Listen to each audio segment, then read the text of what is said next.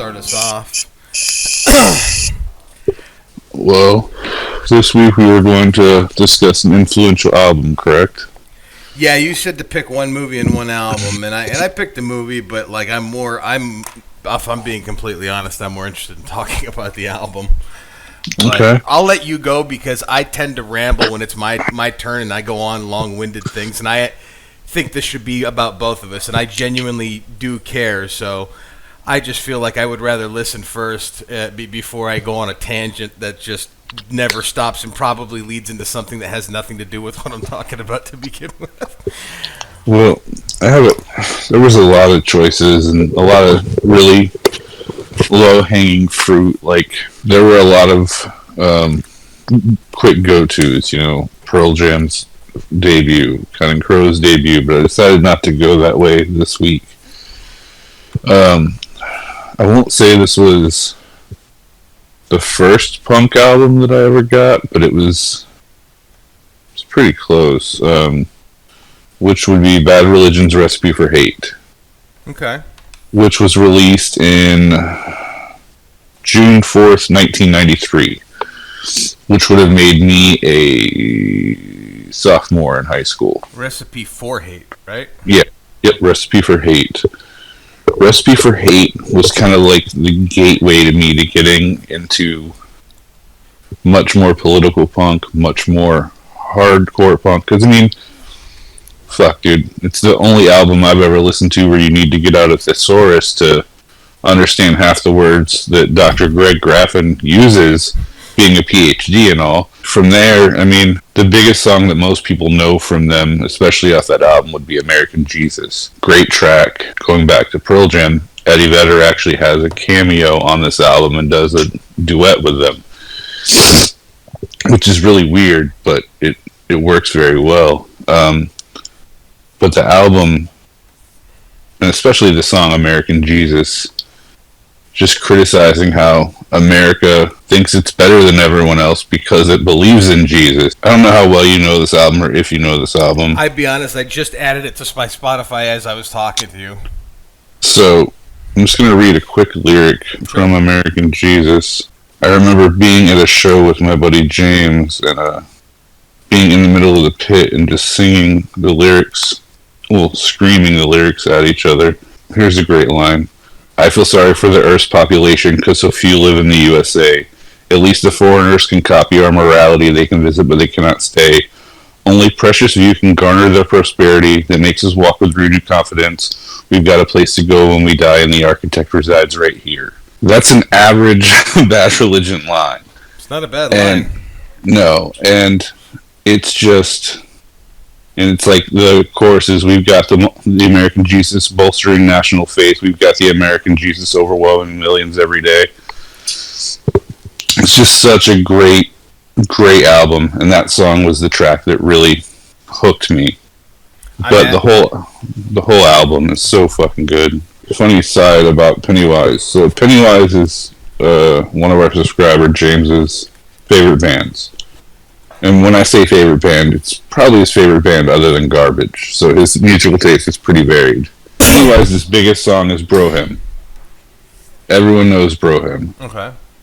And live, they do this thing where they pull 30 to 40 people up on stage and everyone sings it together. I've got photos of James being up on stage screaming into the mic as, they're doing this song. And that was like... Other than his kids being born, that was probably one of the greatest moments of his life. You know what I mean? And I'm shooting it from the side stage. It was just a blast. And when they played Fuck Authority, it kind of gave me a quick realization as to how much power someone holding a mic has. Because, Jim from Pennywise is singing, and he's like, let me see those middle fingers in the air. And I'm taking photos, and I'm hanging over the press pit, getting a picture of the crowd, getting a picture of the stage, and you've literally got 50,000 hands like this, and you're looking at the security guards' faces who are just... And I'm thinking, if this guy yelled riot right now, they would. I mean, it would switch that quickly if he wanted it to. But that was always the beauty of punk rock shows, though. Too is like it never got out of hand. Like there would certainly be fights and shit like that, but it was controlled chaos within the group. You know. Yep. And it's amazing to me to think that people worry about all that, and I saw much less violence at punk shows than I did pretty much any other show because it was a much more respectful crowd. Oh, yeah. If someone went down, someone picked them up. You know, it was much more of a family type thing. And yeah, I just thought, man, if he wants us to riot, these people are going to riot, and these 6 security guards, what are they going to do? Nothing. There's absolutely nothing these poor bastards could do. And we saw Bad Religion that day, and yeah, great set. The only thing that pisses me off still to this day is it was 104 degrees that day, and the concert was on concrete. It was in a parking lot, so it was horrible. After Pennywise, we left because we were just so hot, and I'm bummed because we missed AFI, and because AFI was the closer that night, and I'm like, we're too tired. Let's just leave. I did not care for them live. Dude, I know you're not as big into AFI as I am, but I love Sing the Sorrow, and I love the album. It was after it, the December Underground. I love both of those. The 2 albums preceding that, I love Black Sails in the Sunset and Art of Drowning. Both of those, which I'm surprised you wouldn't like, because there's very much a horrorcore Misfits vibe. I don't hate them. I've listened to both of those, and I like them, but I really, really enjoy Sing the Sorrow. Like, I love that album. Sing the Sorrow, for comparison's sake, is a good comparison to Good Apollo. It's a band that got into the studio with all the money they wanted and all the time they had, and you can hear that in the album. The production value is just so much higher. A Recipe for Hate, man. That album, I can remember I'd been kicked out of my house at a very early age, because, you know, I get kicked out of my house a lot. And I was living with a neighbor, and I remember laying there and just listening to that album and Counting Crows, August, and everything after, back and forth. Adam Duritz, man, that dude. You watched Joe Rogan? I listened to part of it. I haven't finished it because it's fucking 8 hours long. Like every other Joe Rogan episode. It's like 2.5 hours. It's 3.5 hours. I could drive from here to Miami and almost get home. The thing I've always loved about him, besides his delivery live, he doesn't ever sing the same song the same way. He kind of just makes shit up as he goes. So the band has to just kind of be on top of it. You're talking about a guy who has a dissociative disorder, which is a new fancy way of saying multiple personality disorder. He's been clinically diagnosed for over 30 years. Like, he has issues, dude. Was one of his personalities a black guy towards the middle of the 2000s? I don't know, man. He said, like... When he had all that fucking dreadlocks, he looked like the Weekend's father. Dude, he's always had the dreads. And he's a Jewish dude from New York. But no, it got crazy. Like, it got crazy to where it was all matted. Like, when the Weekend first came out, with those flat mats, like, he looked like he had... Like, he was mixed race. Like, it was a wig. But, was it really? Yeah, most of the time. So, Adam's dreads were never his dreads. They were always extensions. Why? I'm assuming it has something to do with his personality disorder, dude. And he's been quoted as saying, like, wow. I looked in the mirror and I never saw what I looked like. Like, it never looked like me. It always felt like I was looking at someone else. And he's like, so just this last year, he said, I got home, was with my girlfriend, who he won't say her name. He refers to her only as Z because he doesn't want people to know. Because he's been linked to too many famous people, and I think he just doesn't want to deal with that anymore. You wouldn't know her. She lives in Niagara Falls. You never met her. She doesn't go to school here. She doesn't go to school here.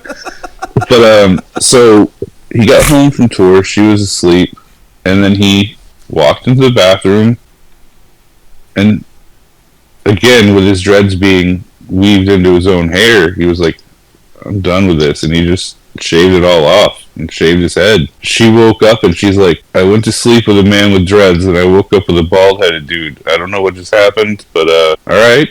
And he said, he's like, people give me shit for the way I look now.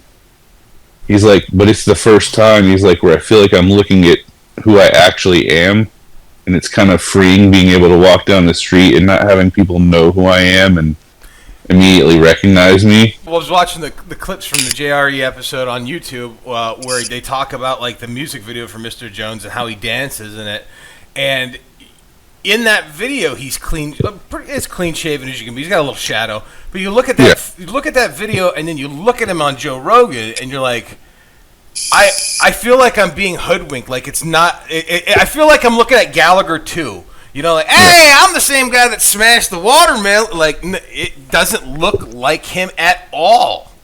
Yeah, well, I mean, that in 30 years' time. I mean... Yeah, it was not kind to him. It's fascinating to me how someone like that, as a lyricist, as a composer, the dude is on a different level than most people, and when you hear him talk, he's up there with Matt Pinfield as far as, like, his knowledge of every genre of music. I'll never discredit the guys. I'll make fun of anybody, but like people who have valid artistic or contributions to society, I can recognize, and I absolutely look colorblind, dude. I wish I remembered her name, and I wish I remembered the entire context around the story. But I've gotten so fucked up over the years that remembering some of my better stories is becoming a challenge. But I remember working at Walmart in the electronics department around the time I met you and John, and I remember a girl coming in to looking at CDs, this beautiful tall brunette, just a curvy body, gorgeous looking, and she was going through like the Alkaline Trio and the Thursday, looking through that area and stuff, and I just approached her as a sales rep, and I'm like, is there anything I can help you find? And she's like, oh, I just broke up. I got out of a relationship with a guy who was really abusive, and he destroyed all my music, and I'm just trying to rebuild, and I'm looking for new stuff. And I recommended some albums to her, and she came back a couple nights later and said, thanks, I really enjoyed those, and do you want to get something to eat? Like McDonald's was still a Walmart, but back when McDonald's was in the Walmart, what time do you get off? Do you want to grab a burger and fries? And I sat down with this girl, and for like the next month, I was working at Walmart, Bell Tower 20 part-time as a projectionist, and I was working part-time at Antonio's Pizza downtown. And I remember this because it was when Terminator 3 had just come out, Rise of the Machines.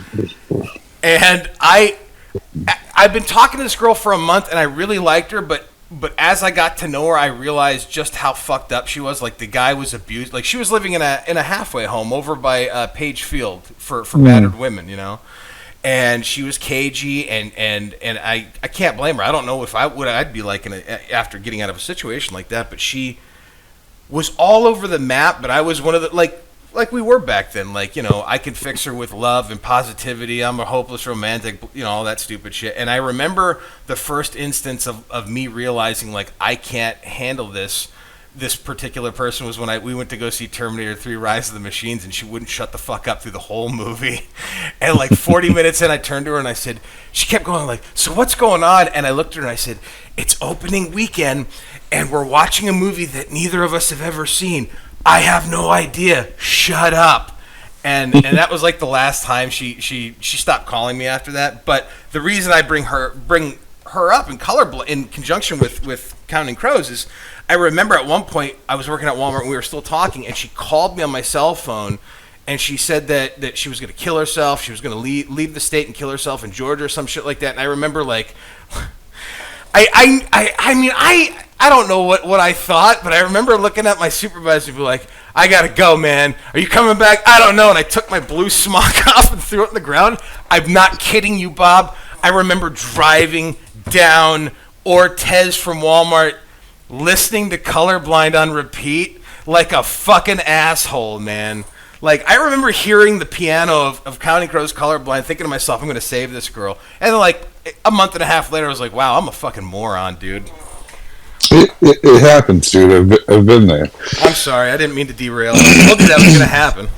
That's fine. Like I said, I've been there, and I won't say with who. You know who. Just going back to Bad Religion. We'll touch on Counting Crows, I'm sure, on a much different podcast.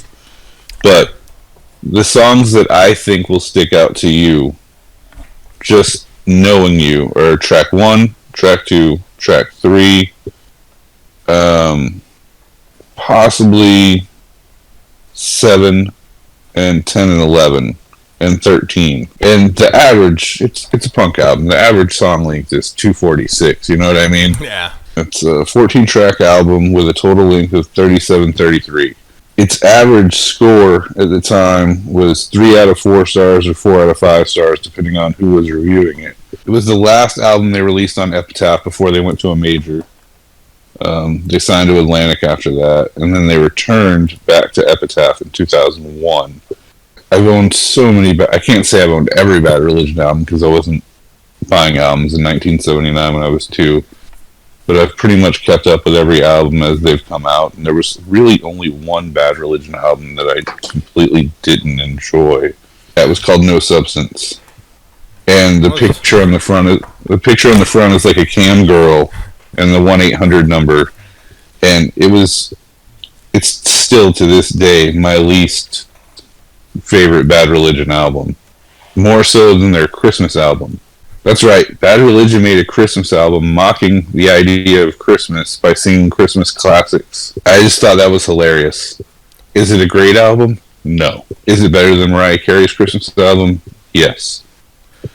I'm not a fan of Christmas music. There's a handful of Christmas songs I can tolerate, but that fucking Mariah Carey song makes me want to put a bullet in my head. That and that All I Want for Christmas. No, Hippopotamus. I want a hippopotamus for Christmas. That fucking Hippopotamus song. There's another one that the dude from Wham, Last Christmas. George Michael. Last Christmas, I gave you my heart. It's fucking depressing ass song. It's like, hey, music to slit your wrist to. The only thing I like the Mariah Carey song, I hate that fucking song, but I did see something that made me fucking laugh, and it was a period when I was on Facebook where somebody was making a series of videos, and it was Bobby Shmurda dancing, and it was different songs replaced with his song. And one of them came out at December, and it was that Mariah Carey Christmas song, and you hear the and it's just Bobby Shmurda dancing like that. I thought that shit was funny as hell.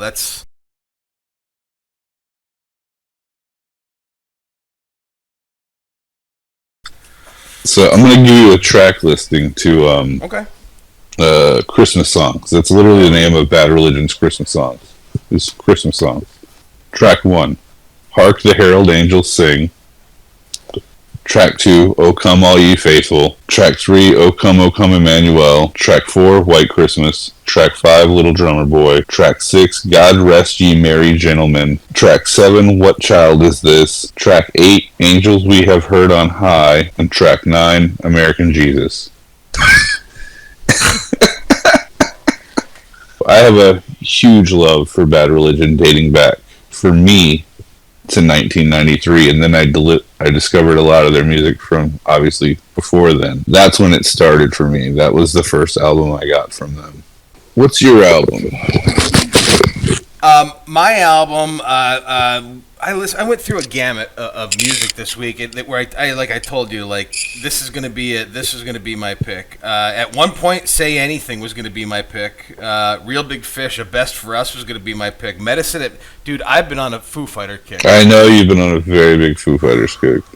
I realized something about myself today when I found this album and chose this one for this assignment.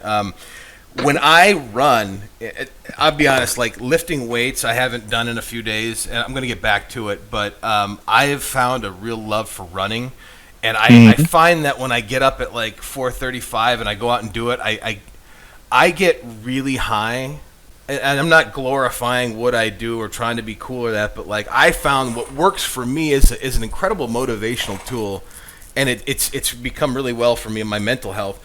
I get really high, and I put on my shorts and my hoodie, and I run up to the track, and I put my earbuds in, and I just pick an album, and I start walking, and 10 minutes into walking, I start lightly jogging, and then I'm fucking marathoning.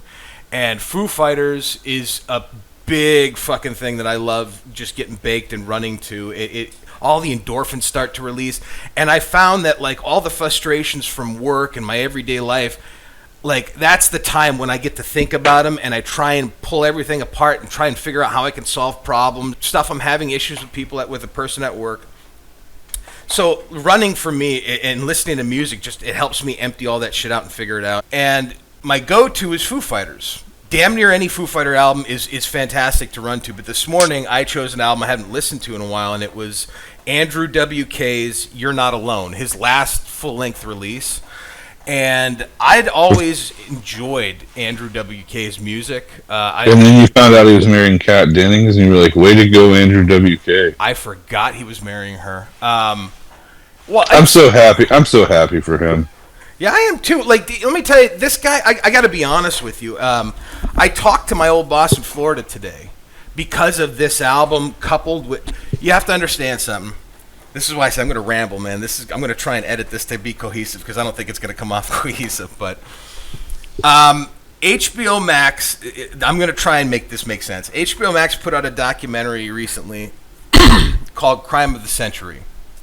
It's a 2-part documentary. Both parts are like 2 hours long. I know this is a podcast about music and pop culture, but to understand my reason for choosing this assignment, you also have to understand who I was for the 12. I don't want to go into it, and I don't want to make it my thing, but I was a fucking pill junkie for 12 years. And I fully take responsibility for my actions.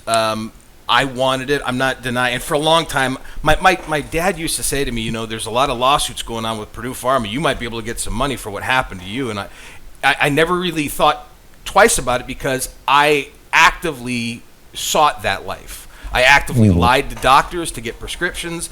It was all me. I'm not going to deny it. And I think it's kind of foolhardily to look at it otherwise. Did not understand just how sinister the opioid crisis is, and not necessarily in our control. I didn't realize how far back it went and how many multi-billion-dollar companies were involved in promoting and marketing it as this wonderful thing, and knowing full well what it did. I watched that documentary and I told my mom, I said it really fucked with my head because for so long I kept telling everybody and myself like, "Hi, it was me." Like it absolutely is my fault and my responsibility. But now that I know what I know from that, I can't share all of it, and it really fucked with my head. And so this morning, I got up, I put my hoodie on, my shorts on, walked up to the track. It was like 58, 60 degrees, breezy. The clouds were gray, sun was kind of peeking out through the horizon.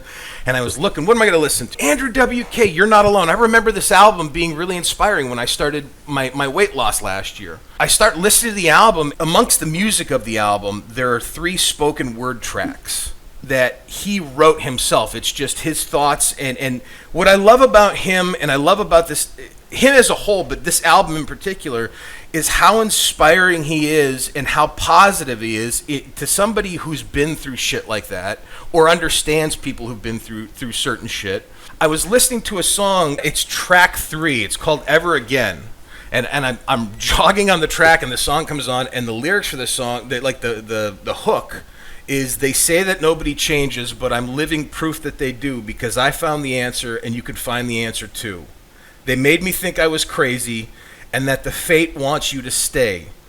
Now that I've found the answer, I'm never ever going to lose my way. And I'm not, I'm really trying not to now, but like I broke down running on the fucking track this morning. I broke down crying my eyes out, man, because the crime of the century thing popped into my head, and my just the wasted time that I lost and the friendships that I ruined. Thankfully, I've been able to rebuild, but most of them, the way I'm living now, my mindset to who I was, it just all kind of came crashing at a head with me. And I called my boss in Florida, who I worked for 11 years, who I was really kind of hoping to like see if she'd want to come on and do a podcast with me and talk about why she never gave up on me and why she never fired me when she had every complete reason to, year after year of showing up like 4, 5, 6 hours late. I was supposed to be at work at 6 in the morning one, no, 7, and I didn't show up to work until 12:30. And the only reason I showed up is because she sent everybody, with the exception of 2 people, to come to my house and pound on my door. I was so up all night getting so fucking high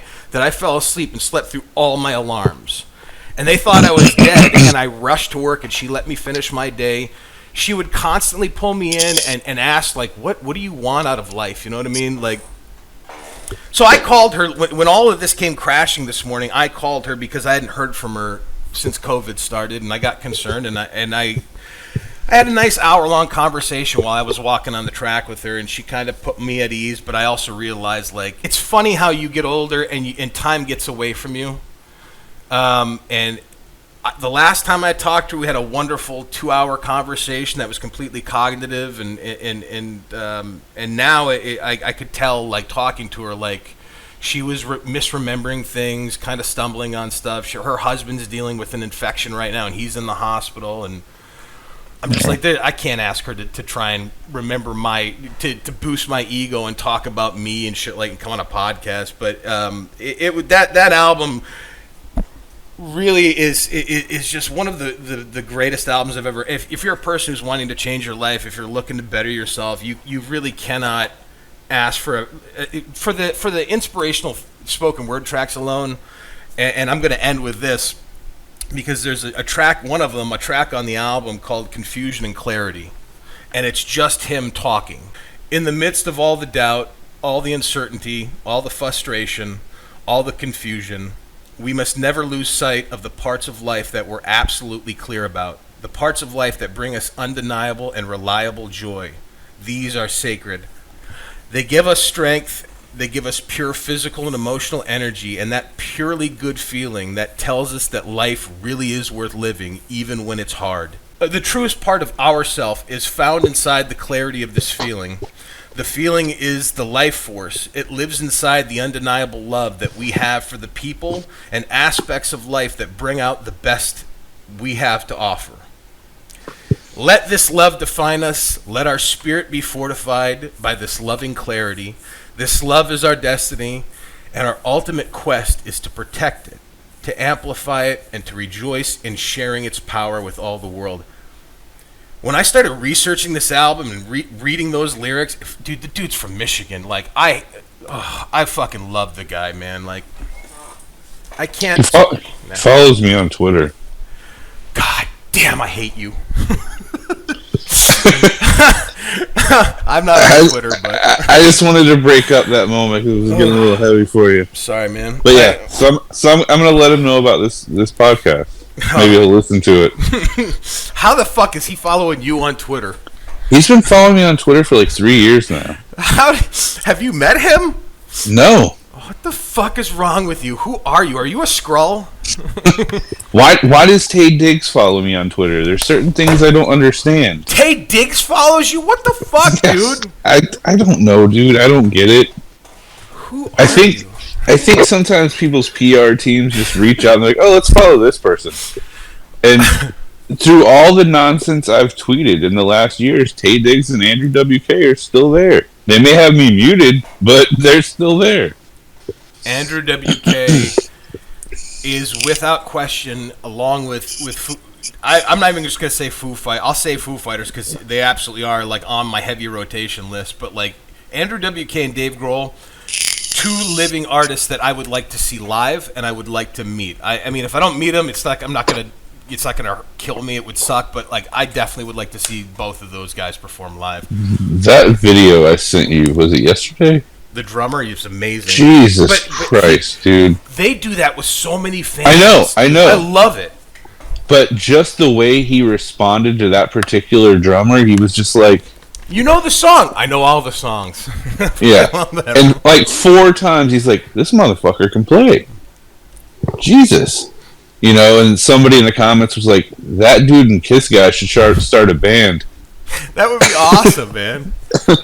Like, just all the people who've played with him on stage, yeah, we're just going to form our own band, because obviously we can handle being in front of 100,000 people. When I think about growing up in the music that I was introduced to, like listening to my uncles and my dad, my cousins and my grandfather, like all the different varieties of music, I never felt like I had one ambassador to music before. Like I had my grandfather's cabin always had like old little 45 records of like Winchester Cathedral and Johnny Cash. And my cousin's car always had cassette tapes of Poison and Motley Crue and Aerosmith. And my Billy Idol in there. Billy Idol in there. And my dad had a Lincoln Town Car with an 8-track player, and they had Beatles and Meatloaf and Kiss.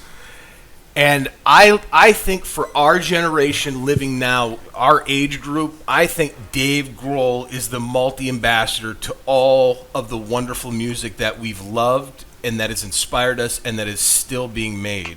And I fucking am grateful for men like him. I really am. I can think of a couple people like Grohl who are that way, you know. And again, that's where I go back to Duritz, was listening to his podcast, not Joe Rogan, his personal podcast. The music the man talks about is so fucking random and obscure. You're like, okay, let me hear this. And you're like, Jesus Christ, this is good. Where did he even find this shit? You know, like, he'll go from talking about, like, Gang of Youth, which I got you onto. I heard about it through him, and on that same episode, he's talking about, like, the Shirelles from 1952 and how this album changed the course of the next 6 years. And I'm just like, this guy just knows way too much about music. And it's the same way with Dave Grohl. Like, you could talk to Dave Grohl about anything. If you've seen, like, the video where he talks about, he's like, I don't know how to play guitar. Like, he talks very openly. He's like, I look at the guitar and I see a drum kit, and I approach playing guitar like I'm playing the drums. He's like, the high strings are the snares, the high strings are the cymbals, the low strings are the bass, and then the middle strings are the toms. He's like, that's literally how I approach writing guitar. And it works. Yeah, and it's so crazy to me to think, as he's playing guitar, he's picturing himself playing drums, and, like, how does that even happen? But some people have that weird thing where they find weird ways to make things work like that. Today was it was like an anomaly, man. Like, I don't remember ever having that kind of an emotional breakdown in a public setting. Now, I say public setting, it happened at like 5:30 in the morning, and the sun was coming up, but like everybody was asleep. But I was in the track that I run is in a public neighborhood with houses facing every direction. And I'm on the track just, like, weeping my eyes out, man. But, you know, like... But see, that's one of the greatest moments of humanity, you know, that shows you're still a human that is functioning in society and not becoming an autonomous being.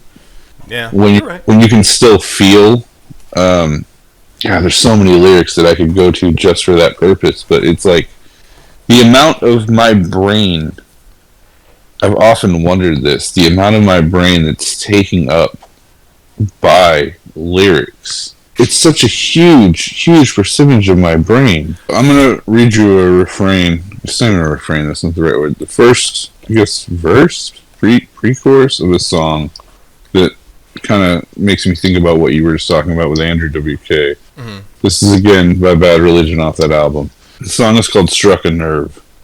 There's an old man on a city bus holding a candy cane, and it isn't even Christmas. He sees a note in the obituary that his last friend has died. There's an infant clinging to his overweight mother in the cold as they go to shop for cigarettes, and she spends her last dollar on a bottle of vodka for tonight. And I guess it struck a nerve, like I had to squint my eyes. You can never get out of the line of sight. Like a barren winter day or a patch of unburned green. Like a tragic real dream. I guess it struck a nerve. You know, and shit like that, when you hear it, you can't help but visualize it. You know what I mean? Okay. There's no way to hear that and not see that. Life goes on, na na na na, life goes on. In a couple of years we'll have built a home sweet home. Remember that show that it was the theme song for the show Life Goes On with Corky? Drugs, I'm too smart for that. Dude, that show was very, very much ahead of its time. Oh man, last night I was driving around with my new setup in my car, and this guy sitting in there, and he's like, do you have this turned to live? I'm like, no. He's like, Jesus Christ, it's ridiculous in here. He's like, you should put some lights in here. I was like, they do make an neons. LED. They make an LED cover for my sub that'll change when it Oh, okay. when it hits, and I was like, yeah, but then I gotta pay somebody to wire it. Nah, fuck all that. I'll just buy a normal cover. I'll paint. I'm thinking I'm gonna spray paint the cover like a bright purple and then mount it on there, providing I can spray paint it properly. I'm not an artist in that way. I can take a picture of you spray painting something, but I've never been good at any kind of art other than photography. All right, next week, Kevin Smith. This is a good episode. I'm happy. Yeah, with I enjoyed it. Very happy with this. You can do the sign off this week. Oh, we gotta. What should I say? That's my mama. No, that can't be our sign off. What? I don't know. I'm Doug. I'm Bob. And you've been listening to Bob and Doug Save You from Boredom. That sounded so enthusiastic. Well, then you fucking say it. No, that's fine. I'm Bob sorry. and Doug save you from boredom on Sundays. Have a good day. You got some schmutz in your eye, buddy. I just woke up before I jumped on here, dude. Sorry. Bite my head off. What's going on in there? Psoriasis. What color are my eyes right now? They kind of look like you guys got done smoking like an hour or two ago. I kind of look like I just fucking don't sleep. Sames. All right, man. Have a good one, bro. You too, buddy.